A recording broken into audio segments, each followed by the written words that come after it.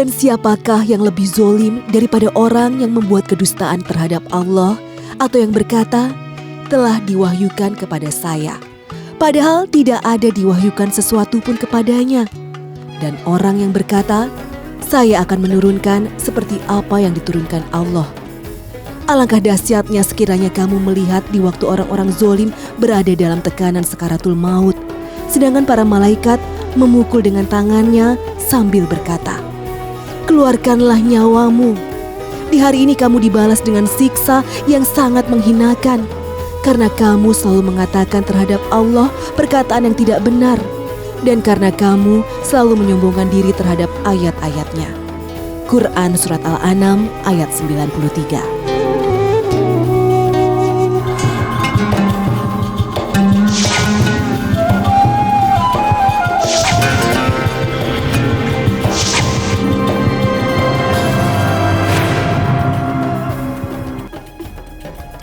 Assalamualaikum warahmatullahi wabarakatuh. Selamat pagi pemirsa Tawakal yang dirahmati Allah Subhanahu wa taala. Saya Farid Hasan kembali menjumpai Anda, dan pemirsa di studio alhamdulillah sudah hadir bersama kami Bapak Ustadz Muhammad Nur Hayyat. Assalamualaikum Pak Ustadz. Waalaikumsalam warahmatullahi wabarakatuh. Mas Farid, apa kabar hari ini? Alhamdulillah baik. Sehat-sehat semuanya. Sehat. Semoga pemirsa di seluruh tanah air juga diberi kesehatan walafiat. Amin amin ya rabbal alamin. Baik. Dan pemirsa, selain Pak Ustadz Muhammad Nur Hayyat, ada juga narasumber kita. Saya panggil Ibu Maya. Assalamualaikum Ibu Maya. Ya, waalaikumsalam Mas. Ya, apa kabar Ibu Maya? Baik. Baik, terima kasih sudah hadir Tawakal. Langsung aja Bu Maya. Ibu Maya punya ada masalah kehidupan apa nih yang bisa diceritakan ke kita? Siapa tahu nanti Pak Ustadz bisa kasih jalan keluarnya. Jadi gini, saya itu punya masa lalu yang kelam nih. Saya punya pacar dulunya, itu satu kantor saya. Nah, di situ saya sama dia udah sayang. Dari kantor itu saya ngelihat dia itu orangnya baik, agamis. Kemudian saya juga ngelihat dia itu beda sama laki-laki yang lainnya. Teman kantor saya bilang kalau dia orangnya nggak baik. Tapi ya saya namanya udah sayang. Jadi saya sama mantan saya sama pacar saya ini, saya benar-benar udah sayang banget. Jadi nggak menghiraukan omongan teman-teman saya yang lain. Memang omongan teman-temannya apa tentang pacar ini? Dia orangnya tidak baik katanya Mas. Nah, terus suka ya mainin hati perempuan juga. Terus saya punya ada kayak kejadian aneh kayak gitu. Nah, kejadian aneh seperti apa nih saat sama dia? Iya, saya itu bisa ngeliat hal gaib. Terus saya juga pernah menemukan kayak kembang di rumah. Ya, saya mau tanya nih, dari sekian banyak yang Mbak Maya merasa aneh, ada nggak yang selalu selalu muncul gitu bayang-bayangan itu? Iya. Seperti apa? Jadi itu saya kayak mimpi buruk gitu, saya pengen dibunuh sama mantan pacar saya itu. Selalu mimpi seperti itu? Iya, jadi rasa ketakutan saya itu luar biasa.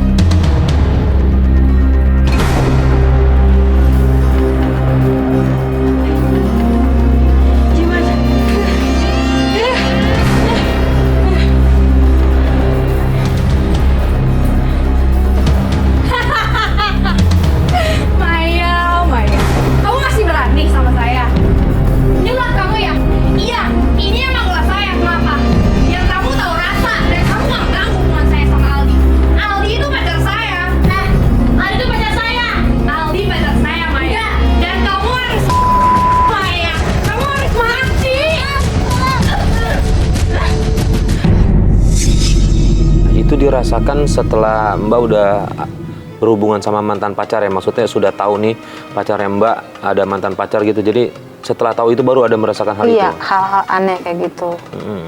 Jadi dari situ saya kayak ada firasat gitu, apa saya sepertinya ada sesuatu yang aneh, ternyata ya itu saya ngelihat kayaknya gelagat mantan pacarnya teman saya itu kayak berbuat aneh kayak gitu.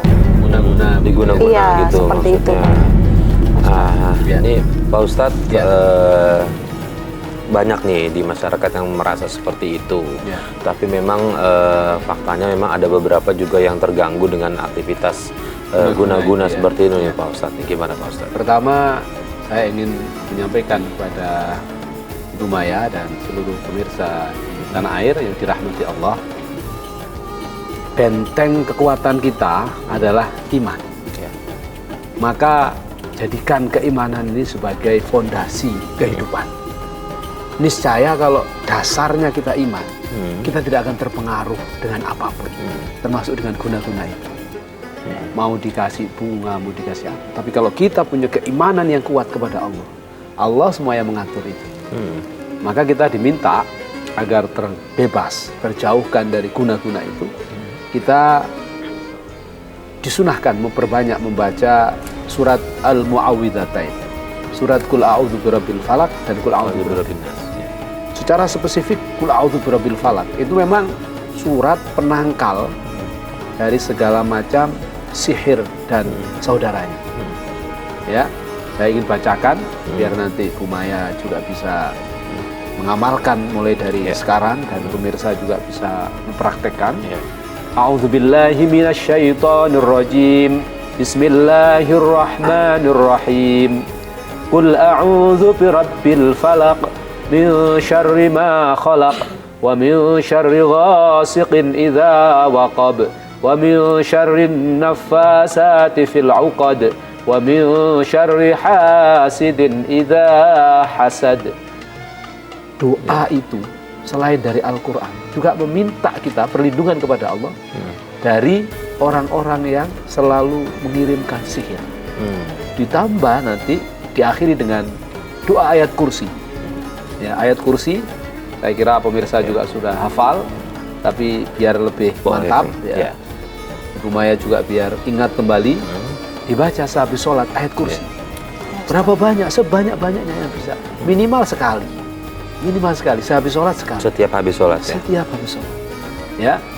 Wa ilahukum ilahu wahidu la ilaha illa huwar rahmanur rahim. Allahu la ilaha illa huwal hayyul qayyum. La ta'khudhuhu sinatun wa la naum. Lahu ma fis samawati wa ma fil ardh.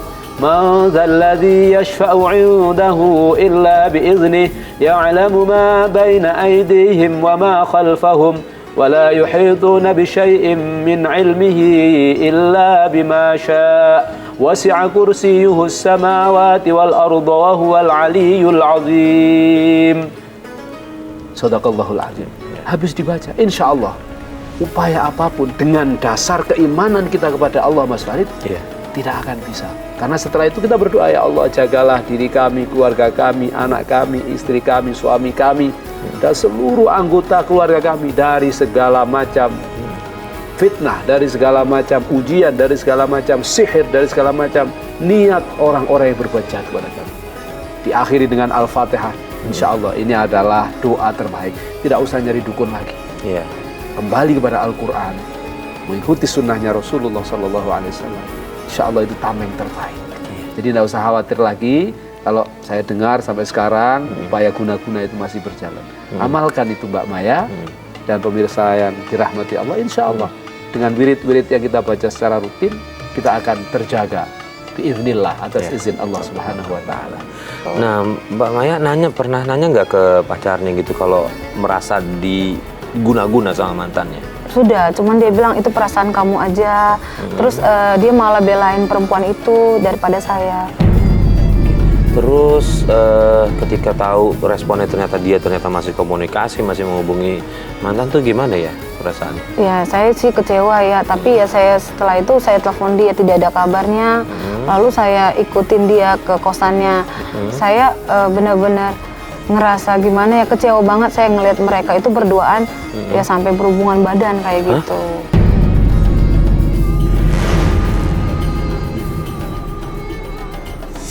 Ih, kok dia nggak diangkat-angkat sih soal ini?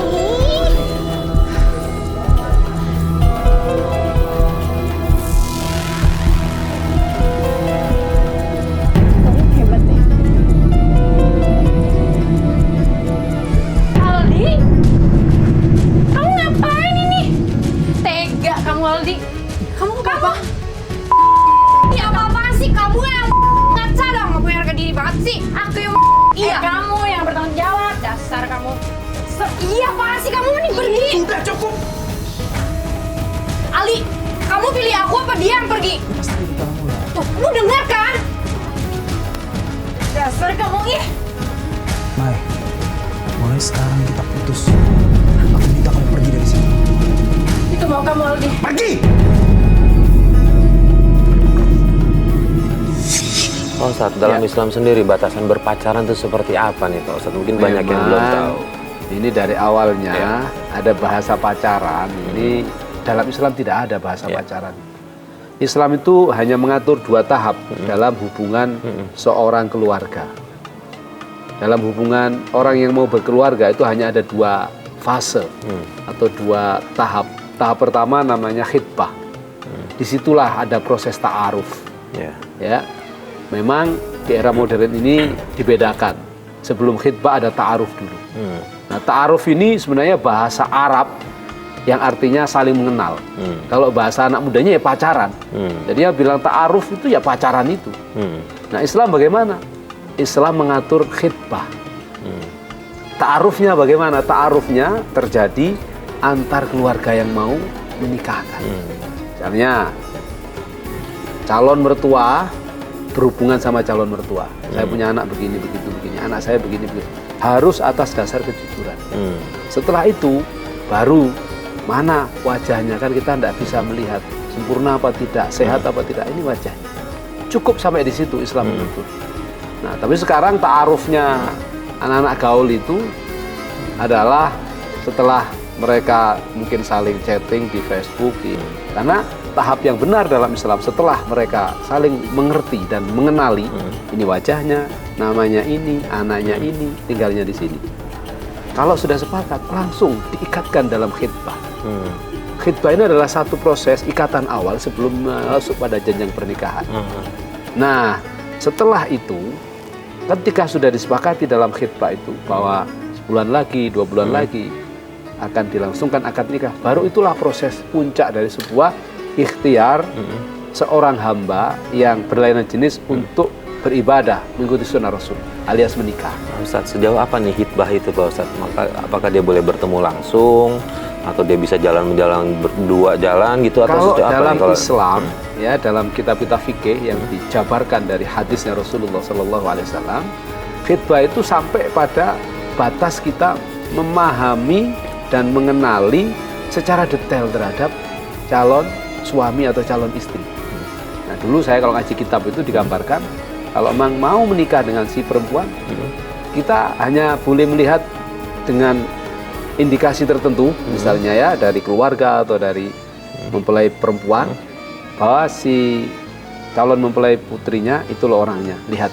Hanya sebatas itu, kita lihat dari balik bilik misalnya, dari balik dinding, dari balik tirai, oh gini ya jalannya begitu, senyum, cukup. Artinya tidak tatap muka nih Tidak tatap muka. Lalu kemudian setelah itu yang laki-laki pun juga demikian. Mempelai perempuan melihat laki-lakinya, oh itu pinter ngaji, oh udah cocok deh. Masuklah proses khitbah. Nah, sekarang kan pacaran ini dianggap sebagai sebuah proses yang natural dan normal. Padahal kecenderungannya kalau sudah pacaran, apalagi sama-sama muda ya, gelora libido dan biologisnya masih sangat kuat, ini khawatir terjatuh pada proses berzina. Wala taqrabuz zina. Ini adalah perintah Al-Quran yang melarang kita untuk jangankan berzina, mendekati zina saja nggak boleh. Innahu kana fahisyah wa sa'a sabila.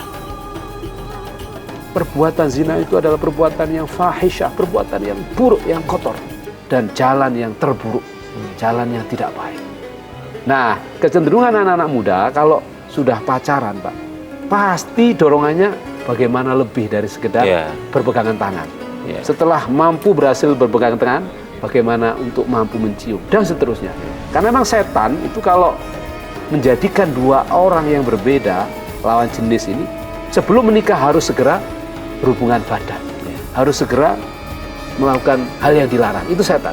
Tapi kalau sudah menikah, setan itu harus bagaimana sekuat mungkin memisahkan.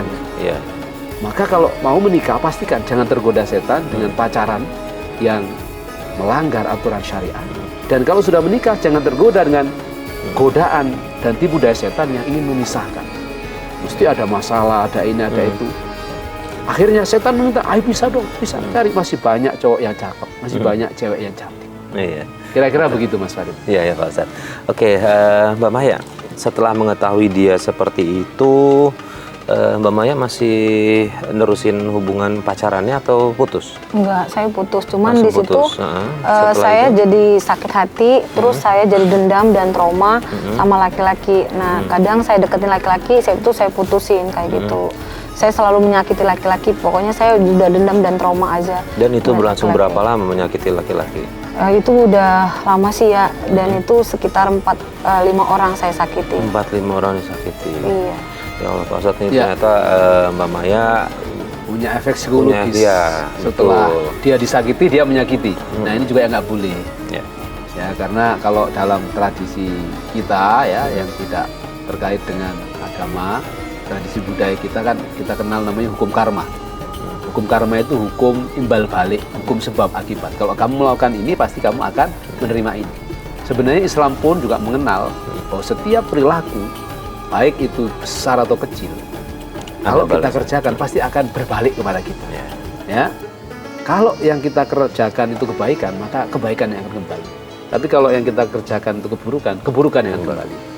Itulah makna dari firman Allah, "Wa may ya'mal mithqala dzarratin khairan yarah, wa may ya'mal mithqala dzarratin syarran yarah." Ya, yarahnya itu tidak hanya kita melihat, tetapi akan ada efek pahala bagi kebaikan dan siksa bagi keburukan yang kembali.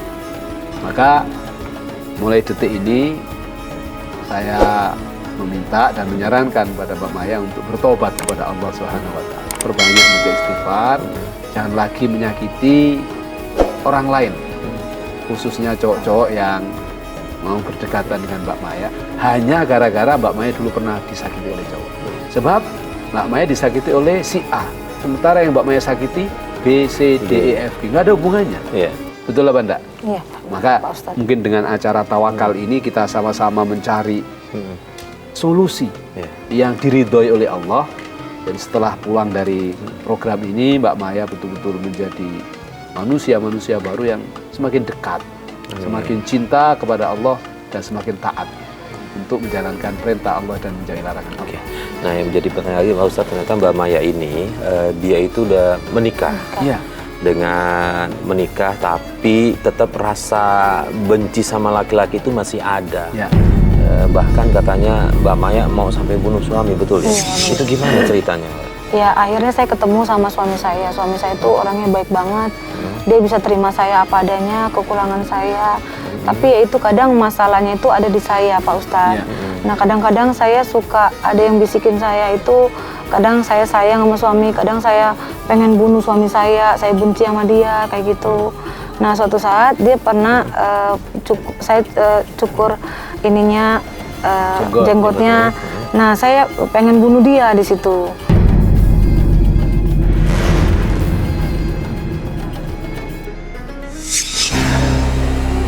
Jenggot udah panjang nih. Kenapa? Sayang, bantuin aku dong cukurin jenggot. Ini udah panjang. Iya nih udah nggak enak, ya? Nggak bisa cukur sendiri. Kamu kan istri aku, oke? Ya, manja banget deh. Oke? Ya sini. Pelan-pelan ya. Sini lehernya. Iya itu. Yang bawahnya juga ya.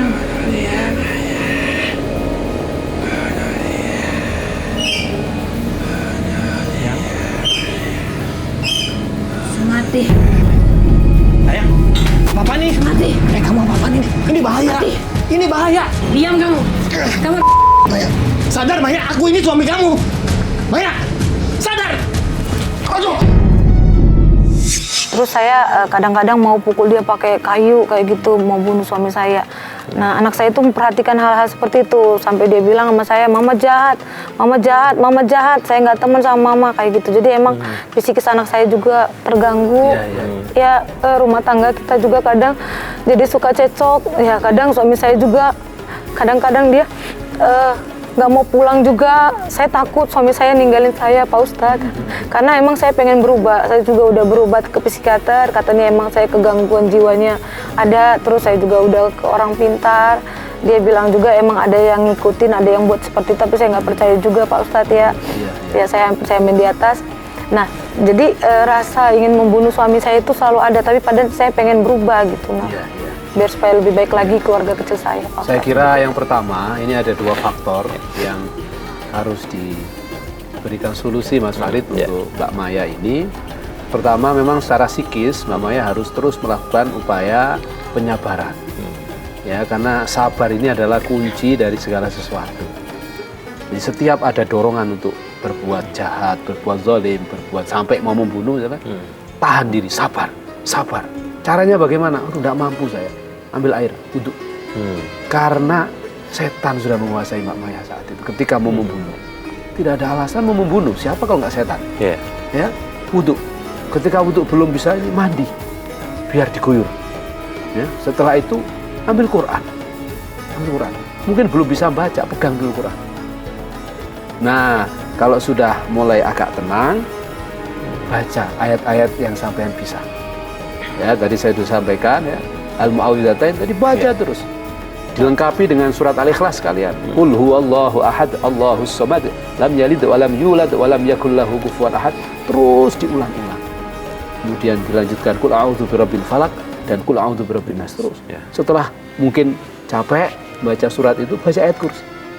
Insya Allah keinginan untuk membunuh tiba-tiba dan seterusnya itu akan dengan sendirinya. Karena trik itu, ya, trik dan tips itu sekaligus menjawab problem psikologis, problem psikis, dan problem sihir tadi yang katanya diikuti. Jadi kalau kita semakin dekat dengan Allah dan percaya, insya Allah Allah akan menolong kita semua. Karena memang pada prinsipnya Allah itu sesuai dengan apa yang kita bayangkan. Kalau kita yakin Allah menolong kita, Allah akan melindungi dan menolong kita. Tapi kalau kita nggak yakin, bahkan ada kekuatan lain yang bisa lebih hebat misalnya mempengaruhi kita, maka pasti Allah akan mengabulkan sesuai dengan pikiran Mbak Maya itu. Maka bismillah mulai detik ini, ya, keinginan yang tiba-tiba ingin membunuh, melanggar, mendolimi, lawan dengan bacaan Quran, lawan dengan sabar. Karena Allah mencintai orang-orang yang suka memaafkan. Wal 'afina 'anil nas. Orang yang suka memberikan lapang dadanya untuk orang lain. Baik, Mbak Maya, saya coba yang penasaran nih. Bisikan-bisikan gaib itu sama nggak sih dengan waktu yang masih pacaran dengan yang pertama itu? Iya, benar. Jadi dia itu bilang bunuh suami kamu kayak gitu. Jadi itu kejadiannya juga sebenarnya udah lama, tapi makin kesini-sininya saya pengen berubah gitu. Nah seringkali itu bisikan itu terdengar di kuping saya. Kadang-kadang saya bisa baik lagi, sayang sama suami, tiba-tiba saya ngulang lagi kayak gitu. Makanya kadang dia suka kunci saya di kamar gitu sampai saya tenang, sampai sadar kayak gitu. Oke, Pak Ustadz, kita bisa nggak sih minta konsultasi dengan Ustadz yang paham soal serangan-serangan gaib kayak gitu, Pak Sangat Ustadz? bisa. Jadi memang ketika tadi yang dia melakukan dengan sendirinya dengan baca Al-Falaq dan lainnya, tapi boleh juga kita berkonsultasi. Jadi sejatinya setiap kita, setiap manusia itu kan sudah diberikan perangkat oleh Allah untuk bisa dekat dan bisa melakukan komunikasi langsung kepada Allah. Dengan apa? Dengan baca Quran itu. Dengan baca Quran itu semua selesai. Tapi kalau masih tidak yakin misalnya, saya kan masih banyak salah, banyak dosa. Nah, ketidakyakinan itulah yang mengurangi tingkat efektivitas fungsi dan manfaat dari bacaan Quran kita. Akhirnya orang, ya sudah saya tak minta tolong ustadz yang pintar meruqyah misalnya. Tidak apa-apa, langkah-langkah itu diminta dan dijadikan terobosan oleh Mbak Maya dalam rangka untuk menjadikan diri kita semakin stabil. Tidak apa-apa. Tapi sejatinya saya ingin menyarankan kalau sampean lebih dekat dengan Allah, setiap saatnya itu berzikir kepada Allah, baik zikir Quran. Kalau zikir Quran tidak terlalu banyak baca la ilaha illallah Muhammadur Rasulullah, la ilaha illallah Muhammadur Rasulullah, la ilaha illallah Muhammadur Rasulullah. Atau diiringi dengan baca sholawat, ya, sallallahu ala Muhammad sallallahu alaihi wasallam. Sholawat apapun yang bisa. Sholawat sambil ada lagunya tidak apa-apa, daripada diam. Karena membaca sholawat itu meskipun diiringi dengan musik, kalau sholawat itu pahalanya masih mengalir. Ini istimewanya baca sholawat. Kalau Quran kan nggak boleh, baca Quran sambil dikentrungi misalnya, itu nggak boleh. Tapi kalau sholawat boleh. Ya. Jadi sangat terbuka solusi-solusi ini dari perspektif agama. Maka berzikirlah kepada Allah. Selain baca Quran tadi yang kita hafal, kemudian baca istighfar, astaghfirullahaladzim alladzi la ilaha illa huwal hayyul qayyum wa atubu ilaih. Baca sholawat, ya. Sholawat yang membuat kita tenang, membuat kita tentram, membuat kita bahagia. Baca. Yang kira-kira Mbak Maya bisa, dan akhirnya suasana keluarga, suasana rumah itu menjadi dingin, Mas Farid. Dengan bacaan zikir, Quran dan sholawat. Iya, sama ya. Tadi Mbak Maya bilang katanya anaknya tahu ya kelakuan Mbak Maya ke suami ya. Sampai sekarang gimana psikisnya si anak itu kondisinya? Ya kadang-kadang dia udah benci sama saya kayak gitu. Ya mama jahat gitu kan. Mama nggak teman, pukul papa kayak gitu. Jadi ya saya merasa bersalah juga sih. Cuman ya namanya itu bukan dari diri saya. Kadang-kadang saya sadar, kadang-kadang saya ya balik lagi kayak gitu. Ngomongnya apa ke anak kalau waktu pada saat sadar? Iya, saya bilang maaf ya sayang, mama nggak kayak gitu. Iya, mama masih sakit kayak gitu. Jadi mama pengen berubah gitu sih. Oke, Pak Ustadznya sejauh mana sih kira-kira guna-guna itu bisa merubah sikap seseorang? Kalau tadi kan kita harus membentengi diri sendiri, sama minta bantuan sama orang lain gitu. Ada nggak sih kemungkinan kita bisa kena kalau kita percaya, tapi kalau kita nggak percaya nggak kena? Ya, jadi guna-guna itu dalam kajian Islam termasuk dalam bab sihir, bab sihir. Nah, namanya bab sihir itu macam-macam. Ada sihir yang menyakitkan, misalnya tiba-tiba badan kita sakit semua. Dalam bahasa tradisi di Indonesia namanya santet lah, kira begitu ya. Orang nggak kena apa-apa, tiba-tiba sakit semua, perutnya sakit. Diperiksa di dokter nggak ada apa-apa. Secara medis jantung, liver, apa semua normal, tapi kok sakit. Nah, ini adalah tipe dari sihir atau guna-guna yang menyakitkan. Ada guna-guna yang mengasihi. Orang sebenarnya nggak suka, tapi karena diguna-guna.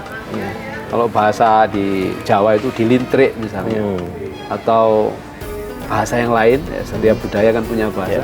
Tiba-tiba menjadi setiap melihat Mas Farid itu rasanya pengen bagaimana begitu. Padahal Mas Farid itu tidak ganteng gitu. Ini contoh. Sebenarnya aslinya Mas Farid kan ganteng ya. Tiba-tiba pokoknya suka saja. Jadi nggak masuk akal. Artinya apa? Kesadaran orang itu menjadi hilang. Akalnya menjadi tidak ada. Nah, itulah efek dari guna-guna. Termasuk guna-guna yang membuat orang benci terus. Jadi kan ada yang mahabbah dalam bahasa agama itu, membuat orang cinta. Ada yang membuat orang sakit, ada yang membuat orang benci. Meskipun ganteng, pinter, tapi setiap melihat wajahnya kayak melihat kotoran. Kita melempar aja. Atau setiap kita melihat wajahnya seperti kita melihat binatang yang paling buas yang kita harus membunuhnya, kalau tidak kita yang akan diterkam. Jadi yang terlihat itu bukan sosok asli manusianya, tapi bayang-bayang yang diciptakan akibat guna-guna itu. Dan dipastikan bahwa guna-guna itu pasti meminta pertolongan syaitan. Iya, dan masalahnya adalah ini udah terkait sama anak udah mulai melihat, udah tahu gitu kan. Disitulah pentingnya keluarga atau rumah itu diperlukan memperbanyak baca Al-Quran. Zayyinu buyutakum biqiraatil Quran. Hiasilah rumahmu dengan membaca Al-Quran. Perbanyak baca Al-Quran. Karena bacaan Al-Quran yang dilantunkan di satu rumah, selain akan narik, ngundang para malaikat hadir, juga akan menolak bala, menolak lahirnya banyaknya datang para jin dan setan yang mengganggu. Perbanyak baca ta'awudz, a'udzubillahi minasyaitonirrajim juga penting. Jadi setiap saat, setiap waktu bersihin rumah, nyetrika, baca a'udzubillahi minasyaitonirrajim. Ya, terutama untuk seperti Mbak Maya yang sudah diintip dari dulu dengan guna-guna oleh lawan calon mantannya itu sih. Oke, Mbak Maya, kalau dari segi medis nih, Mbak Maya tadi katanya udah ke psikiater ya? Iya, benar. Psikiaternya ngomong apa nih, Mbak Maya harus ngapain? Iya, katanya sih memang ada sedikit gangguan jiwa sayanya. Nah setelah itu saya ke orang pintar. Orang pintarnya bilang sih, katanya terdahulu itu ada yang ikut sama kamu, terus dia benci sama kamu, dia nggak mau rumah tangga kamu bahagia itu. Padahal dalam hati saya itu saya pengen berubah, kayak gitu. Ya mungkin tadi bisa dilakukan apa yang tadi Pak Ustadz sampaikan. Nah, yang jadi pertanyaan lagi, saya yakin sih Mbak Maya ingin berubah karena Mbak Maya masih sayang sama suami. Iya pasti sayang banget sama suami saya cinta banget sama suami saya. Ini ketemu sama suami di mana?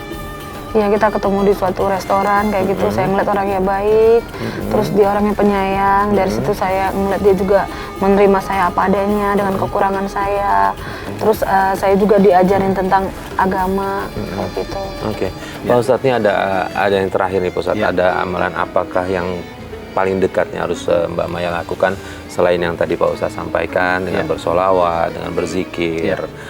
Seperti apa nih Pak Ustadz? Yang paling penting sekarang dengan situasi dan posisi Mbak Maya yang sebenarnya ingin menjadi baik, lalu tapi masih terganggu dengan mungkin kiriman-kiriman guna-guna atau sihir dari mantan-mantan dulu yang tidak suka. Cara terbaiknya adalah dekatkan diri kepada Allah. Semakin Mbak Maya dekat, insya Allah semakin pengaruh-pengaruh negatif itu akan hilang dengan sendirinya. Cara mendekatkan diri kepada Allah adalah pastikan waktu-waktu sholat itu jangan sampai telat. Ketika ada azan berkumandang, stop dari aktivitas. Dengarkan azan, jawab azan dengan sepenuh hati. Apa yang menjadi harapan? Doakan di tengah-tengah azan. Karena doa terbaik yang paling mustajab salah satunya. Ada banyak waktu, ada banyak tempat, tapi salah satunya adalah ad-du'a bainal adhanain. Doa di antara dua azan. Maksudnya doa di antara azan dan iqamat. Itu doa luar biasa. Di sela-sela jawab kita berdoa. Nah setelah itu langsung ambil wudhu. Kalau dekat dengan masjid, dekat musola, jamaah di sana. Setelah jamaah berdoa, sempat baca Quran, lalu beraktivitas lagi. Melakukan secara rutin, insya Allah. Dengan sendirinya, yang ikut sama Mbak Maya akan tidak kerasa. Tapi kalau Mbak Maya tetap kehidupannya seperti sekarang, cuek, nggak mau tahu, ya seneng jinnya. Ya, kira-kira di luar dari yang saya sampaikan tadi ya, baca Quran, sholawat, istighfar, ya, baca ta'awud, baca qul a'udzu birabbil falaq, qul a'udzu birabbin nas, dan surat Al-Ikhlas serta ayat kursi, baca zikir-zikir di sela-sela itu semua, dan tertibkan waktu sholat. Insya Allah semuanya akan diijabah dan dimudahkan kehidupan Mbak Maya di masa-masa yang akan datang. Amin ya Rabb. Baik, terima kasih Pak Ustadz Sama-sama. atas semua nasihatnya. Mbak Maya mudah-mudahan bisa segera diamalkan apa yang tadi Pak Ustadz sampaikan, dan kedepannya akan jauh lebih baik lagi ya, Ya, kita amin. kami harapkan. Baik, terima kasih.